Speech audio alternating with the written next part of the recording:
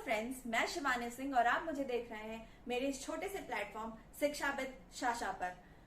आज का हमारा छोटा सा टॉपिक है अर्थशास्त्र। लेकिन वीडियो स्टार्ट करने से पहले अगर आप इस चैनल पर नए हैं तो प्लीज चैनल को सब्सक्राइब कर दें, लाइक कर दें और बेल आइकन को प्रेस करना बिल्कुल ना भूलें। तो आइए स्टार्ट करते हैं हमारा आज का छोटा सा टॉपिक अर्थव्यवस्था। अर्थव्यवस्था को जानने से पहले हमें ये जान लेना जरूरी है कि अर्थशास्त्र क्या है।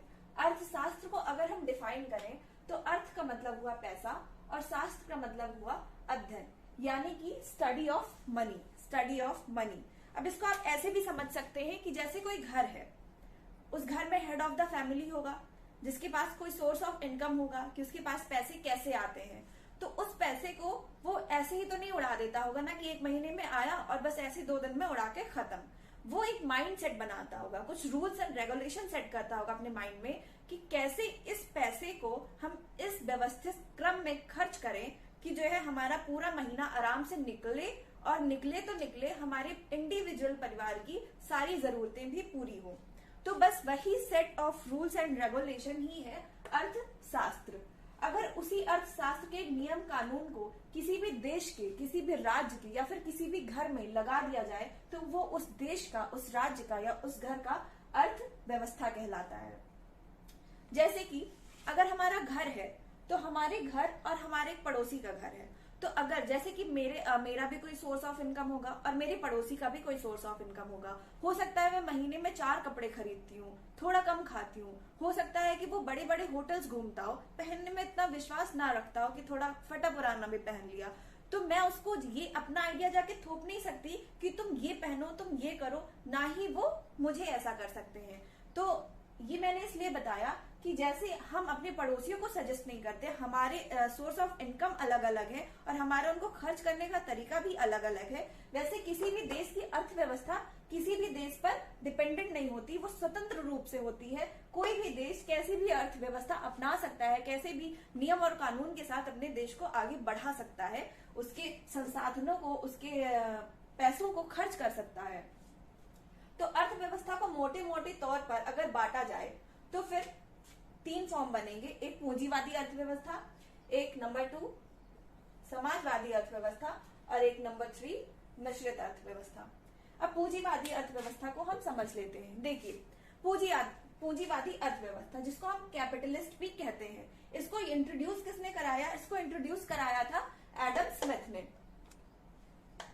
इसको जानने से पहले एक चीज मैं यहाँ पे मिस कर दिया कि जो अर्थशास्त्र है, अर्थशास्त्र का जनक भी किसको कहा गया? एडम स्मिथ को। वो इसलिए क्योंकि इन्होंने सर्वप्रथम पूंजीवादी अर्थव्यवस्था को भी इंट्रोड्यूस कराया और इन्होंने एक पुस्तक लिखी थी वेल्थ ऑफ द नेशन। मतलब कि सर्वप्रथम जिसने भी अर्थव्यवस्था, अर्थशास्त्र से रिलेटेड बात की वो थे एडम स्मिथ। इसीलिए इन्हीं को अर्थशास्त्र का जनक यानी कि फादर ऑफ द इकोनॉमी भी कहा जाता है। तो पूंजीवादी अर्थव्यवस्था यानी कि कैपिटलिस्ट को हमने देखा कि एडम स्मिथ ने इसको इंट्रोड्यूस कराया। एडम स्मिथ का मानना था कि जो देश की बागडोर है उसको निजी क्षेत्रों के हाथों में सौंप देनी चाहिए, यानी कि प्राइवेट सेक्टर्स के हाथों में दे देनी चाहिए। तो यहाँ पे हर चीज निजी क्षेत्रों के हाथों में है, यानी कि उत्पादन के साधन, हर चीज निजी क्षेत्रों के हाथों में है और इनका सीधा सीधा मोटो है लाभ कमाने का। मतलब ये वही बात हो गई कि अपना काम बनता भाड़ में जाए जनता। तो ठीक है, निजी क्षेत्रों का सीधा सीधा मोटो है कि उनको लाभ कमाना है कैसे भी। इसमें हमने ड्रॉबैक ये देखा कि जो हमारे पूंजीपति थे वो दिन ब दिन अमीर होते जा रहे थे। मतलब कि जो अमीर है वो और अमीर होता जा रहा है और जो गरीब तबका है वो और पिसता जा रहा है और गरीब होता जा रहा है। तो इन्हीं के विचारों को काटते हुए, विरोध करते हुए, इसी के विरोध में आया समाजवादी अर्थव्यवस्था यानी कि सोशलिस्ट इकोनॉमी, सोशल इकोनॉमी। और इसके जो इंट्रोड्यूस कराया इसको वो थे कार्ल मार्क्स। कार्ल मार्क्स ने सोशल इकोनॉमी को इंट्रोड्यूस कराया। इसमें इन्होंने, जैसे कि यहाँ पे एडम स्मिथ के हिसाब से इन्होंने थ्योरी दी थी जिसमें पूरे देश की बागडोर निजी क्षेत्रों के हाथ में थी, वैसे ही कार्ल मार्क्स के हिसाब से देश की बागडोर जो है अब सार्वजनिक क्षेत्रों के हाथ में आ चुकी थी। सार्वजनिक क्षेत्र का सीधा सीधा मोटो था जन कल्याण। हालांकि कितना जन कल्याण हुआ है ये तो आप ही देख रहे होंगे, लेकिन इनका सीधा सीधा मतलब ये था कि हम जन कल्याण के लिए काम करेंगे और जितनी भी यानी कि देश में जो भी पैसा, जो भी उत्पादन है, जो भी उत्पादन के साधन है, वो सब कुछ सरकारी क्षेत्रों के हाथों में था। यानी कि अगर यहाँ का नागरिक ये सोचे कि मैं एक चाय का ठेला खोल लूं या कोई अपना व्यवसाय खोल लूं, तो वो ऐसा नहीं कर सकता था। वो ऐसा इसलिए नहीं कर सकता था क्योंकि यहाँ पे सब कुछ सार्वजनिक यानी कि सोशल सेक्टर के हाथों में है। और इसका एक बेस्ट एग्जाम्पल आपको देखने मिलेगा रशिया, जैसे कि इसका एग्जाम्पल है यानी कि निजीकरण का, यानी कि पूंजीवाद अर्थव्यवस्था, कैपिटलिस्ट का एग्जाम्पल है यूएसए एंड जापान। अच्छा, इसमें मैं आपको एक और फैक्ट बताऊंगी कि जो समाजवादी अर्थव्यवस्था है, इसी का एक रूप है साम्यवादी अर्थव्यवस्था। साम्यवादी अर्थव्यवस्था में क्या है कि वो समाजवादी अर्थव्यवस्था का ही प्रारूप है, यानी कुछ कुछ इसी के जैसे है, लेकिन ये इससे भी ज्यादा कट्टर है। यानी कि जो साम्यवादी लोग होते हैं, साम्यवादी अर्थव्यवस्था जहां जिस देश में लागू होता है, उस देश के आदमियों के श्रम पर यानी कि शारीरिक मेहनत पर भी गवर्नमेंट का कब्जा होता है। वो जितना चाहे, जितना मर्जी चाहे, वो उतना श्रम अपनी जनता से ले सकती है और उसका कुछ मन हो दे, पैसा रुपया या फिर ना दे, ये उसके ऊपर है। यानी कि श्रम पर भी सरकार का कब्जा हो गया। तो आप सोच सकते हैं कि क्या ही जन कल्याण हो रहा होगा। और इसका एग्जाम्पल है चाइना, हमारा चाइना जिसने कोरोना दिया।